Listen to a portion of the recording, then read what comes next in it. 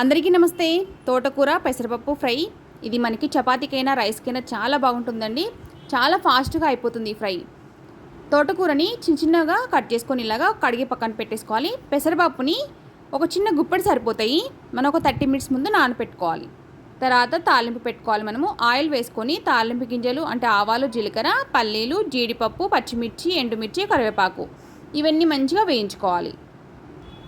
ఇది చాలా టేస్టీగా ఉంటుందండి. చాలా త్వరగా అయిపోతుంది. మనకు వితిన్ 5 మినిట్స్లో మనకు త్వరగా అయిపోతుంది ఈ ఫ్రై అనేది. తర్వాత బాగా వేగాక పసుపు వేసుకోవాలి, ఇంగువ వేసుకోవాలి. ఇంగువ వేసుకోవటం వల్ల మనకి ఫ్లేవర్ అనేది చాలా బాగుంటుంది. ఇంగువ కూడా హెల్త్కి మంచిది. ఇంగువ కూడా వేసుకున్న తర్వాత ఒక 1 మినిట్ తర్వాత మనము ఇందులోకి ముందుగా మనం పెట్టుకున్నాం కదా పెసరపప్పు, ఆ పెసరపప్పును వాటర్ వంపేసుకొని వేసుకోవాలి.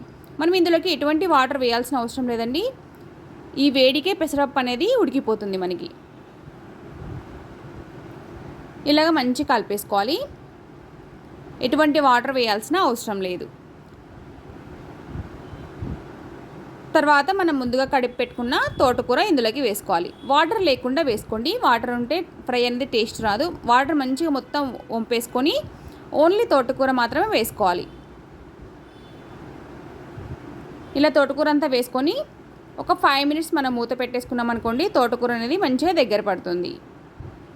చూడండి 5 మినిట్స్ తర్వాత మనకి తోటకూర అనేది దగ్గర పడిపోయింది. ఇప్పుడు మంచిగా అంతా కలిపేసుకోవాలి. కలిపేసుకున్న తర్వాత ఇప్పుడు మనం మసాలా యాడ్ చేసుకోవాలి. చూడండి ఇప్పుడు మనకు పెసరపప్పు అనేది ఉడికిపోయి ఉంటుంది. ఎటువంటి వాటర్ వేయాల్సిన అవసరం లేదు. పెసరపప్పు చాలా త్వరగా ఉడికిపోతుంది. ఇలాగంతా ఒకసారి కలిపేసుకొని మనం ఇందులోకి మసాలా యాడ్ చేసుకుందాం. మసాలా ఏం లేదండి, మనం ఇంట్లో న్యాచురల్గా వాడే మసాలాలే యూజ్ చేసుకోవచ్చు.